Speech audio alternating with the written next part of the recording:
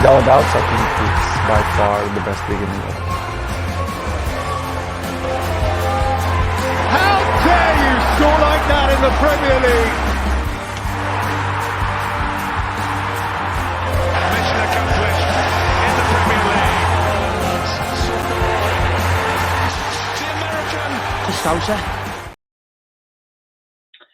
Hello, everyone, and welcome to another edition of the American Scouser TV's Premier League show. And, you know, every time I watch that Premier League intro, I think to myself, we probably need to come up with a new Premier League intro, seeing that none of those players are still in the league. Half of the teams aren't there, and the players who are still in the league don't play for the same side, but it is still entertaining and makes me laugh because, well, mainly we just get to laugh at what is the Premier League. And we're going to get to a lot about this weekend. Unfortunately, as usual, we will have to talk about VAR and its impact on this league. But before we do that, let's get in here, talk a little bit about the matches. You were not able to join us, I think it was the last 2 weeks, right? This is 2 weeks out. I think we had the vacation down south with your little one or your middle one. And in between that, I think we had your Brokeback weekend in Montana. So I think we're 2 full weeks out without a Premier League show with Gally and Bickler. So how are we doing, my friend? What's new? Good. I'm probably done with vacations for a while, considering the amount of work that I came back into this week and the general attitudes of everybody that I work with closely and family. So, yeah, my attendance has been poor. I'm happy to be back. I'm happy to talk football, which is a nice break from the rest of the crap I had to deal with today. Well, we'll try our best to talk a little football, and I'm sure we'll talk some decisions around it as well. But, you know, got our normal graphic here, our 10-match snap sheet. We're going to spend some time on Liverpool-Tottenham, both the football match and the fallout. So let's just kind of high level here, talk about a few of the other results that jump out to you here. So, you know, we're going to get to City Wolves, obviously, as that was a very big match and big for what could be the landscape of the Premier League moving forward.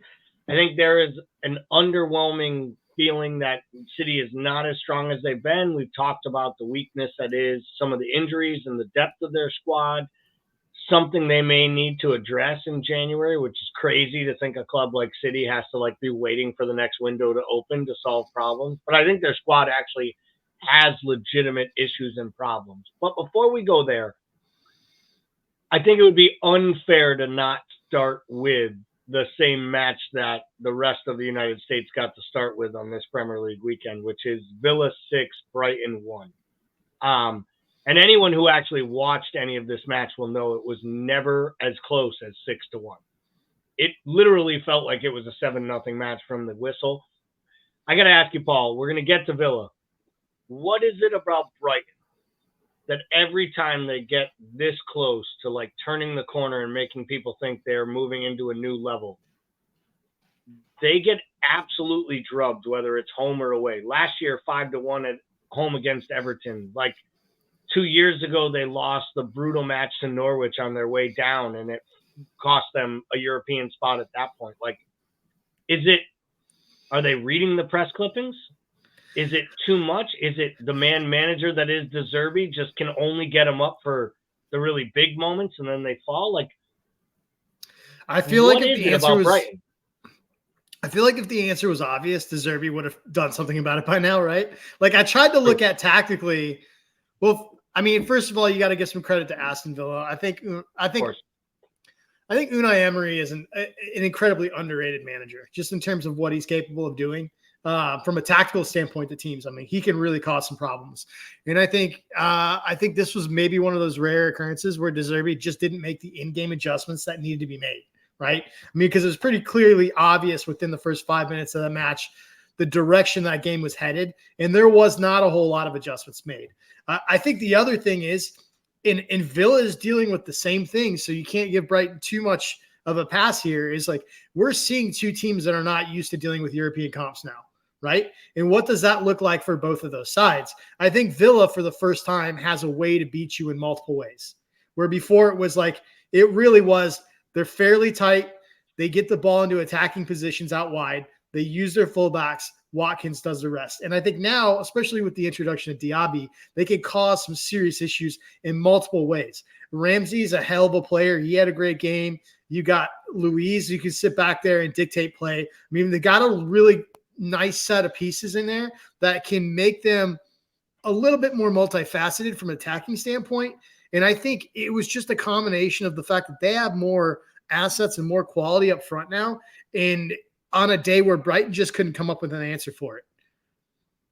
Yeah, and I think the other problem is Brighton is still trying to kind of figure out their identity at the back. You know, obviously they have Lewis Dunk, and he has been an amazing servant to the club. And he's a good footballer, by the way. He scores big goals. He's big in defense. He's a leader. But I think they put so much pressure on Estupiñán. They put so much on the other members of their back four, Webster at times. I just feel like it just sets them up to that if it's not perfect at the back, nothing works. And Steele wasn't great in this match. I don't think he was poor. I don't think there were any errors or any problems on his side that caused any of the issues. I also think any time, in my opinion, that Pascal Gross isn't on the pitch, they don't look like the same footballing side, even though he is basically just yo-yoed and put wherever they want him to be. And it doesn't really matter where he is. Fair. I always feel he just almost like he's like their you know, we used to say it about Henderson, right? He was like the metronome that just kind of sat in the middle and made everything happen, and everything ticked around him, but you didn't know what he did. And I feel like Pascal Gross has been that for, it's going on what, 3 managers now? Anyone who's been there, it's basically been one of the first names on the team sheet. And I feel like in matches in which he's rested, they always seem to struggle. I also think they are missing a little bit of the veteran leadership. You know, there's a reason they went out and got James Milner. It was to teach them how to play Thursdays and Sundays and figure out how to train in between and do all the little things. And once again, as Liverpool supporters can know, if you play James Milner too much, he will get hurt and miss 2 to 3 weeks. And it's always the 2 to 3 weeks you can't afford to miss him. Right. Like, it always feels like anytime he's not available is the exact moment you needed him to start a match. And he probably was needed for this lunchtime kickoff to make sure everyone was up for this thing. I also think they're really, really struggling with the whole Evan Ferguson thing and when he can play and when he can't. Because when he's playing, it all runs through him. And when it's not, sort of runs through Matoma, unless it's going through March. And now they want it to go through Ansu Fati. And I think they almost have a little bit too many moving parts, a little too much chameleon going on, maybe, for them to actually. Yeah, I agree with that. I think they struggle a little bit. I think you're right. And I think, you know, like Fati's a hell of a player, right? I mean, that's a player that we all kind of like raised our eyebrows at what they were able to get, right? But I think you're right in the fact that like it is very clear that when he's on the pitch, it's almost like they over, in a weird way, it's almost like they overvalue him being on the pitch in a way that like really hampers the way they play, because they are forcing play through him in a way that does feel unnatural. Yeah, it's almost like it's, you know, and it's happened in the past, right? Where like a mid-table team brings in this big star player from like a bigger league or a bigger club. And you think to yourself like, well, Barcelona gave us this player. We need to run. He needs to play in the 10. And it's like, but everything he ever did well for Barcelona was out wide. So why would you bring him in and drop him behind your striker when your striker is Danny Welbeck? It's not like it's a player he's going to play off of and run off of it, right? And change the moment. So just didn't seem like the right decision for me. So it's an interesting one there. A lot of kudos to Villa, both, you know, obviously them showing up with the right tactical awareness. Their overall setup, I've said it before, for my money, on a tactical standpoint, Unai Emery is right behind Klopp and Pep, and it's not even that far behind where he is in the Premier League, in my opinion. He is better than all the other managers. That includes, you know, the soup du jour in Tottenham. That includes, you know, everybody's favorite Lego helmet in Arsenal. Like, the guy has done nothing but prove that he is an absolute winner. And if he is allowed to set up and win a 1-to-1 match, as he's proven in knockout tournaments, he will win those matches, which is why I firmly support them and think they will win the Europa Conference League. Because to me, as long as they show any semblance of effort to win that tournament, they're going to win it, because they're just as good as the West Ham side last year that won that league. And they have a better tactical manager who knows how to navigate it. And you don't have to worry about teams jettisoning down from the Europa League like you do into the Champions League, in the Europa League group stages. So we'll jump off Villa here for a moment. I do want to move to maybe the next biggest surprise or storyline of the weekend, which probably was the 10 a.m. matchup. And it's not Manchester City. It's probably Manchester United laying the egg. They get the 3-0 win midweek at home against Palace in the League Cup. Everyone raves about their performances. From the players, the rotation, how Ten Hag had the players. And then they show up once again in the Premier League and lay an absolute egg.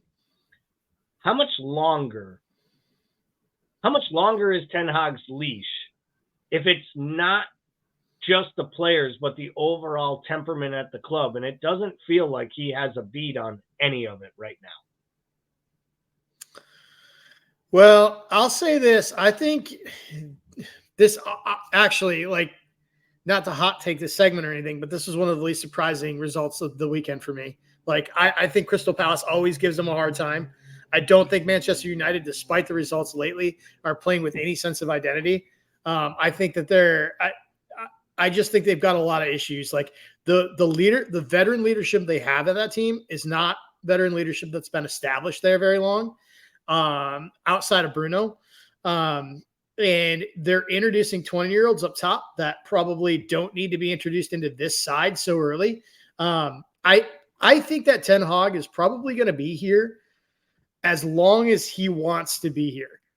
And I'm not sure how long that is. I could see him within a month and a half, 2 months, just basically mutually parting ways here. That's how I see. I don't see a situation where he's sacked. I see a situation where he gets so frustrated with the lack of improvement and with the situation in general that he walks. And I think he's partially responsible for the situation. They opened up the checkbook. He bought some seriously big players. He bought players he wanted from clubs that he knew and had experience with, and he just hasn't been able to make it work for a variety of reasons. But yeah, I think if he goes, I think it'll be a mutual parting of ways. But yeah, that is a club that I think 2.5 years ago was on the precipice of figuring it out, and they basically dismantled it and went away from everything they were good at. Yeah, it's crazy to me to think that the Ole Gunnar Solskjaer days were the ones that were on the way to figuring something out, because they were playing an actual football through Rashford and using him as their key pieces. They were building upon things. They were probably trying to buy the right players. I mean, let's be honest. It all kind of fell apart when they didn't get Haaland. If they get Haaland at the time when Haaland goes to Dortmund and Ole is just getting to the club, everything could be different right now. We don't know that. Or he might have just become exactly a shell of himself, the way most United assets have become. I mean, to me, I think the thing that is interesting with Ten Hag, I don't disagree with you that he could end up walking. I do think that there could be a period here shortly where if 2 or 3 bad results happen to him, especially in Champions League group stages, and then they have to play City basically right around Halloween. So he's got about 30 days. And I'm pretty sure that match is at United. And if they were to take a big, huge drubbing and maybe have some more of these types of results between now and then, have Onana not showing up, there's a chance by then that literally they will have already agreed upon a fee to sell Sancho at about 20% on the dollar, because this man basically ruined his career. And I'm not saying it's not Sancho's doing, because I think there's a lot of problems with Sancho. And, Pep didn't fight that hard to keep the kid at the club when he was the biggest up-and-coming star at Manchester City, and he let Sancho go to Dortmund. And his argument was he's done nothing to make the demands he's starting to make at this club. Like, he wanted guaranteed first-team minutes, and Pep was like, go prove it somewhere else. They had an opportunity to buy him back, didn't even entertain it. So clearly there's something there. It was a shock to me because I thought he was a great talent. I thought he would come back and be a big star for United. I really did. I thought it'd be a lot of pressure, but I thought he would be good because I thought it would work. I thought it would work with him on the right and Rashford on the left. It never did. I question whether or not Højlund is going to work. So much pressure so early. Now you have Garnacho and Pelestri getting thrown into it. If the poor Manola kid wasn't hurt, he'd already be being forced into this hot mess. And then on top of all of it, you have a 30-plus-year-old in Casemiro, arguably your best player at the club, yet still showing to be this really old, kind of broken-down version of himself. And then you have Bruno Fernandes, your most talented player, almost upsetting most of the hierarchy at United and the old brain trust in the way he comports himself on the pitch, because now he wears the armband, and you're asking your, kind of your angry leader to get extra angry. And all of this while, Luke Shaw is still not healthy enough to play. You could argue Varane has never fit in. Lisandro Martinez fits the shirt, but maybe not the bill of the player that they need. It's almost like everything they do it. And you got Lindelof. You got Lindelof back playing after they spent 6 years trying to get rid of him. Yeah, and then you got Mason Mount literally wishing he was at Chelsea. That's how bad it's been. It's a mess. It is a hot mess. And an old man Eriksson just kind of waddling around the pitch at times, not looking like the player last year. And I just, it's funny. We talk about it and everybody comes back to but they're Man United. At some point, I don't know where that gets you anymore. They've basically been a mid-table team outside of 1 year where they didn't have heavy European competition, in which they made it to a League Cup. They won a League Cup and made it to another final. I essentially feel like they're a less dramatic version of Chelsea right now. They have a lot of mismatched parts, not a lot of leadership that gels, and no identity. So I feel like those teams are in very, very similar situations. Only one is just financially taking a leap off of a building, thinking that they're going to land on their feet. So we got to touch on the Man City Wolves. Wolves, of all teams, become the first side in the Premier League to take points off Manchester City this year. You can't make that shit up. They get one shot on goal. It goes in the back of the net. The other one is an own goal created by a really good Pedro Neto run, which doesn't surprise me. He's the best player on Wolves by a country mile. He breaks it down. He breaks down the defense. It ricochets off of Diaz. Wolves go up 1-0. I have to ask you, when Alvarez scores the worldie, and it was an absolute worldie of a free kick, do you immediately, like me, believe the game's ending 5-1? Yes. To City? Yes. Right?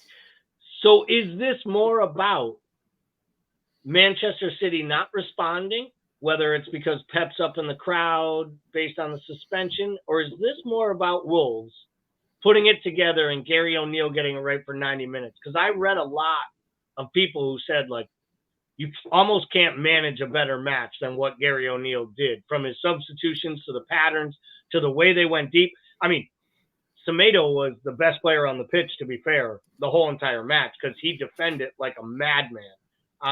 Who is this more about? City's woes or Wolves deserving 3 points, and maybe this type of 3 points that keep you in the Premier League for another calendar year? Well, we always like to have a laugh at Jamie who won't answer questions because he says that's a tough one, right? I'm the opposite where I like to say both. Like I think it's both. Like I really and I genuinely do because like if you rip up the table, right? If you take this table and you rip it up and you don't you don't see who like if you were just to see team A and team B, right? And you were to see the run of play for both of these teams, I think they're closer than you would think.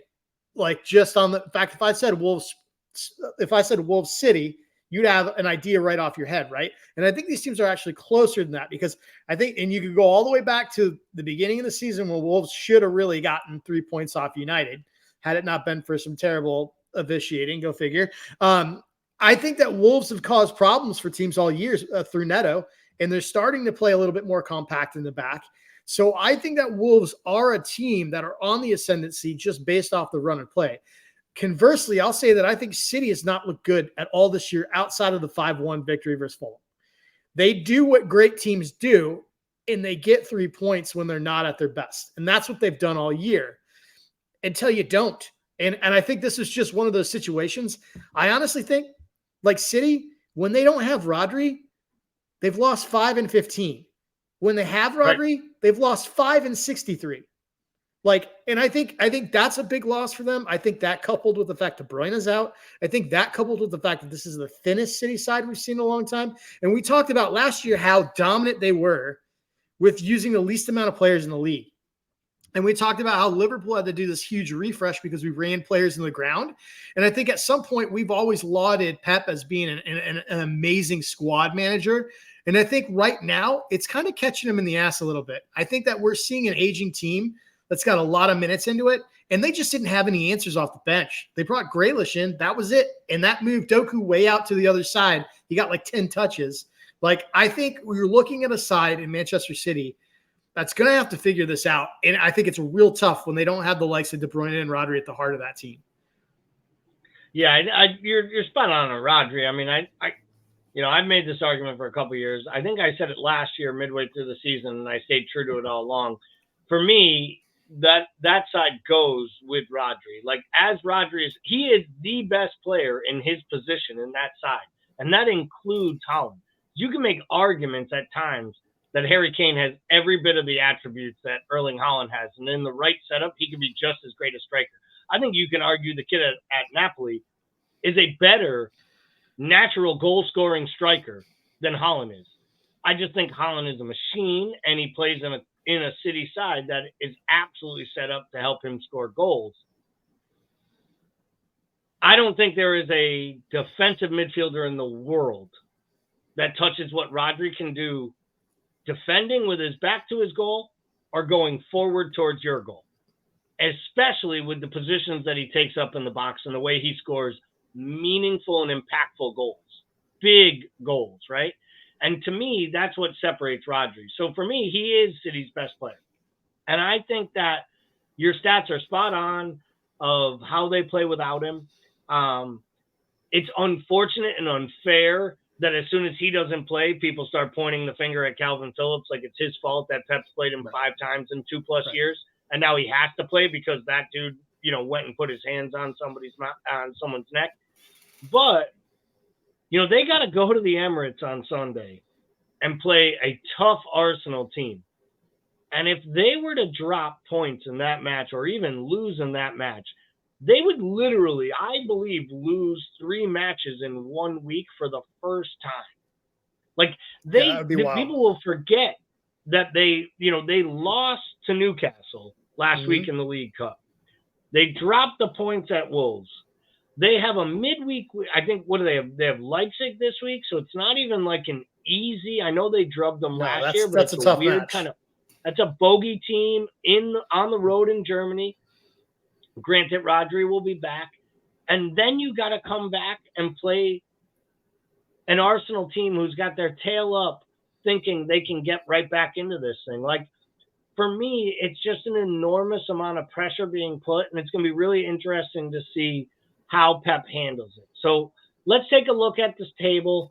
Top half of the table here, all frustrations aside, it's difficult right now as a Liverpool supporter coming off of last week's match to see that red X and know that we're going to have to talk about that being a loss. But at this moment, it was a loss, and you can only go by what the results say they are.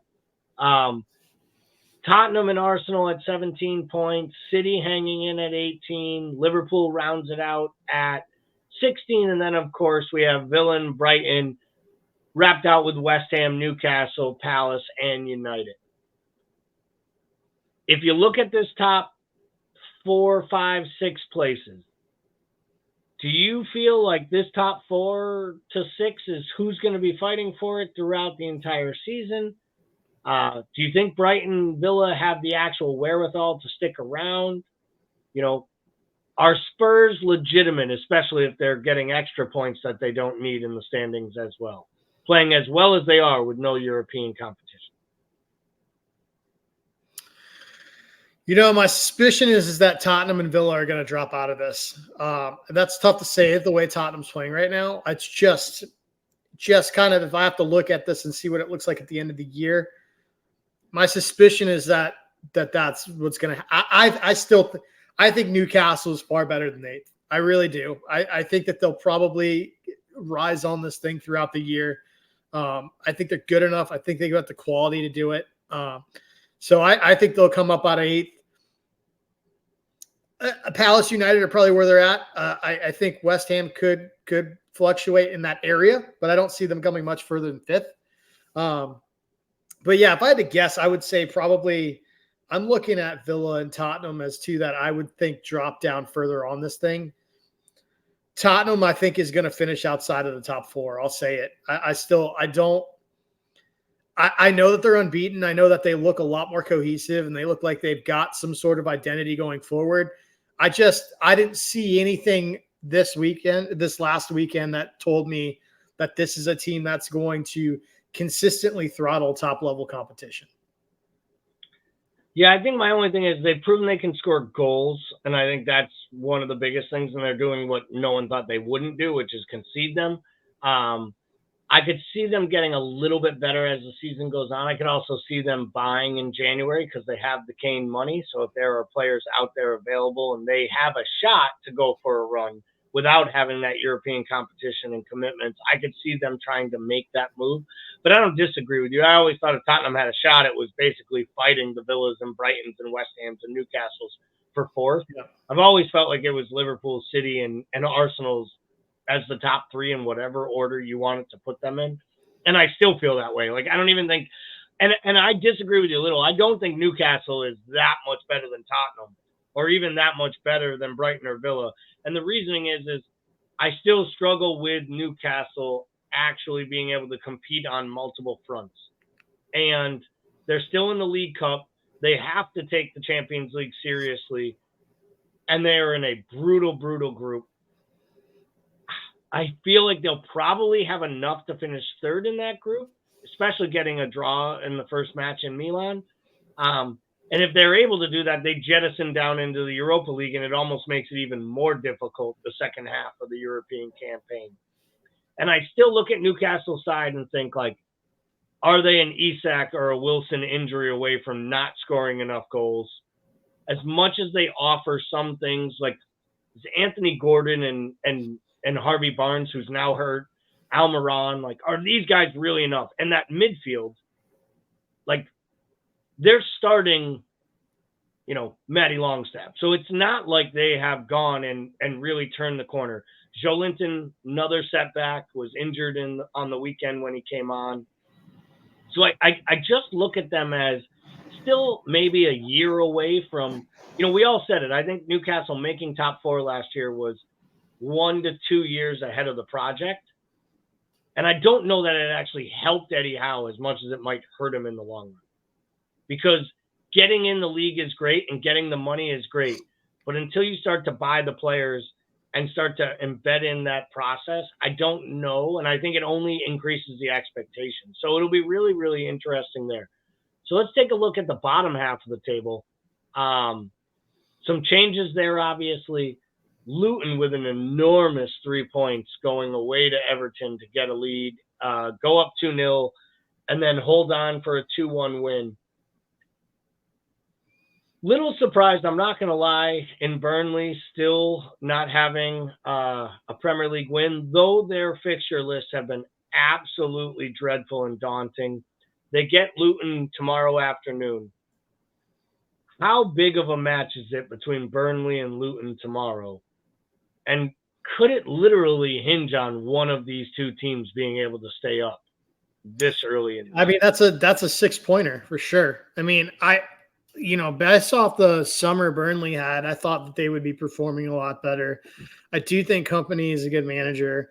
So it'll be interesting to see what happens here. I just think, yeah, they've had a tough run, but that game versus Luton is going to be a big one. I mean, that's a 6-pointer. To me, Luton was the most shocking result of the entire thing.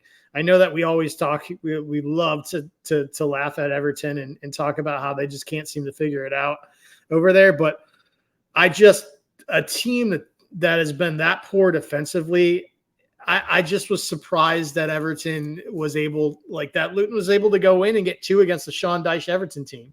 So it's going to be interesting to see, but I do think it's a massive fixture for both of those clubs. I mean, that is going to be one of the most important fixtures on both of their calendars, the entire league calendar year for them. So we all know, anyone who listens to our Monday Night podcast or any of our Premier League preview shows, how much I like to poke a little fun at the good people on the South Coast at AFC Bournemouth. But I actually thought Bournemouth would be semi-safe this year. I actually like the roster. I like the talent. I like a few of the players. I liked a couple of the signings. Is this – and they did have really tough fixtures to start the season, and they've come up away with 3 draws in their first 7 matches. Is this more about Bournemouth waiting for the fixtures to turn, which they start to do in match week 8 and forward? Or is this really about a club that's kind of fractured to the fact that Gary O'Neill did everything he could to keep them up, and then they went and got themselves a more progressive and new style manager, and maybe not one that the players needed or wanted? Yeah, I think if Bournemouth go down, it'll be because of the manager, that situation. And we never thought they should have sacked them the way they did. So I maybe this is a little bit of karma coming back, right? But when I look at that roster and what they're capable of doing over the course of a season, and I look at them side by side versus teams right now like Everton and even Fulham to an extent, I feel like Bournemouth is right there or better than both of those teams.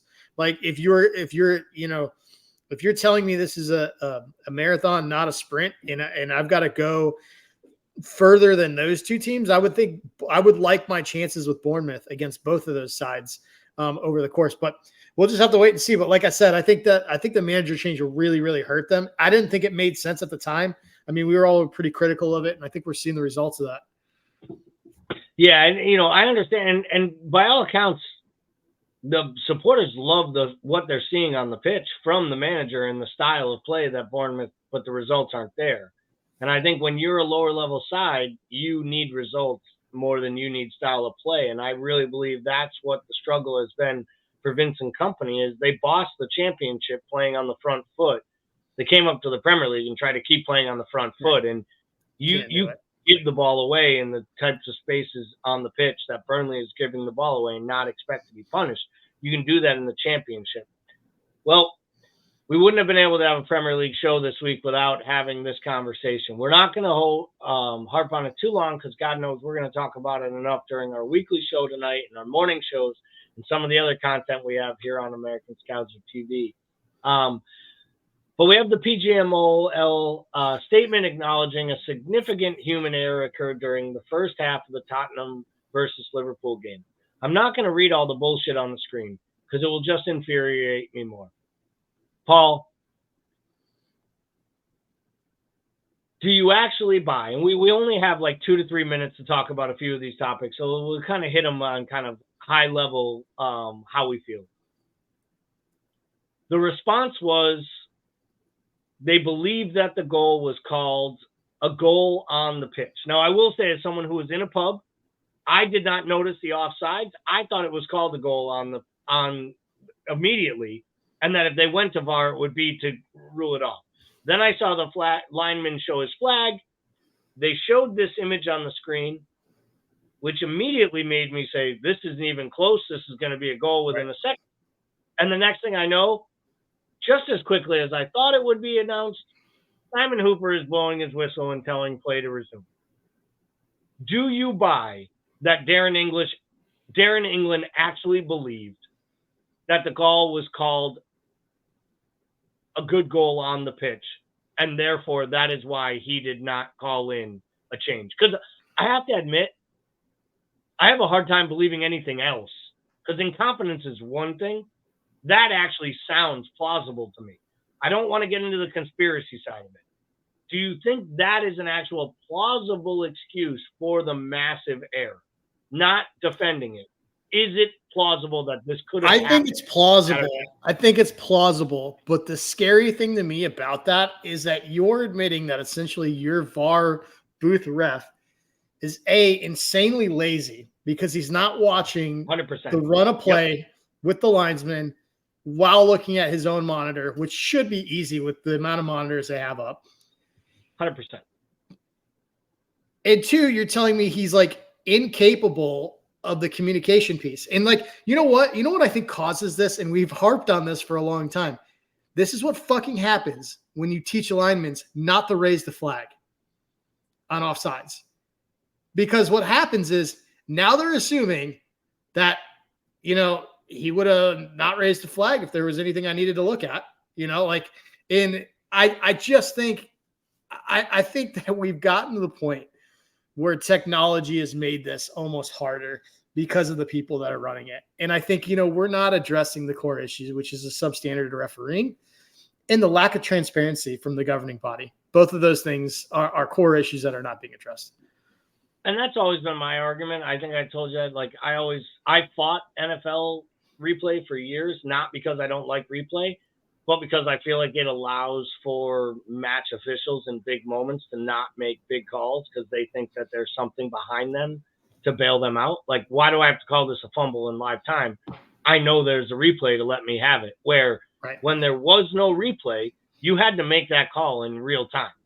And I know there's a lot of match officials that say, I can tell you 100% of the time I would have been with more conviction giving this penalty award than I would have knowing if there's a replay system to back me up on it. Because it is a very questionable call. So I want to go away from the PGMO statement and look at Liverpool's statement. And this is just kind of high-level bullet. So you made this comment, and I completely agree with you. The statement was written by a lawyer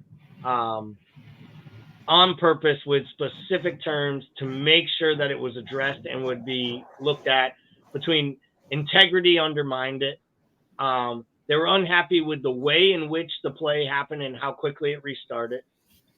Of course, the incident as a significant human error is just unacceptable because as soon as you say significant, it makes it out like it was a more egregious than a normal human error. Any human error is unacceptable, especially when it breaks process. And to me, that was the biggest fault of the offside goal not being ruled onside, is you used your own bullshit process. Same process that was supposed to be improved by better communication, opening up the audio, creating, more delays and more transparency within the stadium. If they had put up on the board checking goal for offsides, people would have lost their mind, and then they would have realized we're checking the wrong thing. Checking offsides on a potential goal. Like the situation there was to verify an offsides call was accurate or not. The fact that they were able to restart play and just felt that they couldn't go backwards makes no sense to me. I won't lie, I kind of hate the bottom part because we all want improvements to the process to repeat any of these situations. And I think every team who's ever been egregiously outdone by this would say those same things. So to me, I kind of throw that last one out of there. Let me ask you, Paul. Is the claim of sporting integrity too much? Because there are people, and there are a couple, Liverpool, like there were a couple Liverpool legends actually saying that the club went too far with some of their sentiment. And it's only because they feel like they're actually calling out a nefarious act that they feel was like targeted against them. Right. Well, that's on them. I mean, you take the word sporting integrity. Yeah, sporting integrity doesn't have to mean collusion or straight up, nefarious things. It doesn't have to. Sporting integrity to me means at the end of the year, the table results fairly the results that should have occurred on the pitch based on the run of play. And I think what sporting integrity means in this situation is we've now seen multiple games end where teams have lost points that should have had them. Teams that, like, when it happened with Wolves, my main thing is like, this is a team that may go down and have real financial ramifications long-term for a club based on a call in a game where they should have gotten 3 points. And so, like, I think for me, sporting integrity means that we're getting the calls right on the pitch that we can get right within reason. I mean, understand this is a sport. Things happen quickly. Mistakes are made, right? Like, sometimes things happen. The game is quick. Like, things are 50-50 and you don't always get those calls. But in situations like this, it's so ridiculous that we're using significant human error on something that was created to eliminate significant human error. Like, it's just absolutely absurd. And I think what Liverpool's doing here in the statement is saying, like, listen, like, where's the accountability? Like, an apology is not accountability. Like, that's taking ownership of something, but there's no real anything that, like, there's no real punitive action that gives them incentive for this not to happen again. There's nothing. Correct. And I think that's what they don't lose their saying. jobs. They don't lose their jobs. They're not even reprimanded. I mean, Simon Hooper was the fourth official today, getting paid $1,500 on the side of the pitch, or $750 to stand there today. I mean, you could make an argument. You could make an argument that their punishment of moving these guys down is basically creating a net positive for all the other teams that don't have them in their matches in the Premier League level. Like, that's the argument you can make. I will say, anyone who watched today's Chelsea match realizes them going down to the championship to bring up officials didn't help anything, because that was one of the worst officiated matches I've seen in a while. So the problem is the ineptitude across the entire board. Yep. But it has as much to do with the match officials. But we've talked about this to a degree as well on our pods and different things. Part of the reason there are no young, good officials in the game is because of the way that officials are treated in the game. So, like, there is also that, like, these players don't help themselves. But you know what? Gally? Making things worse and worse on a day-to-day basis in this rule. And the governing bodies making rules impossible to govern. I'll say this. Like, is the pressure in the amount of stick that a referee gets at the top level, like, an incentive not to referee? Maybe. But you know what's not an incentive to referee is going through all that and getting paid the same amount an academy player gets paid. Like, what these guys actually make is absurd. And you've got the way that they're paid is it's the same process with school teachers and police officers, underpaid, and they're basically pensioned. So they're essentially paid out by how long they've been doing it, right? The longer they've been doing it, the more money they make. That doesn't necessarily mean they're better. You know what I mean? Like for me, it just makes you stick around longer doing something you're not good at, John Moss. Oh wait, I just called out John Moss.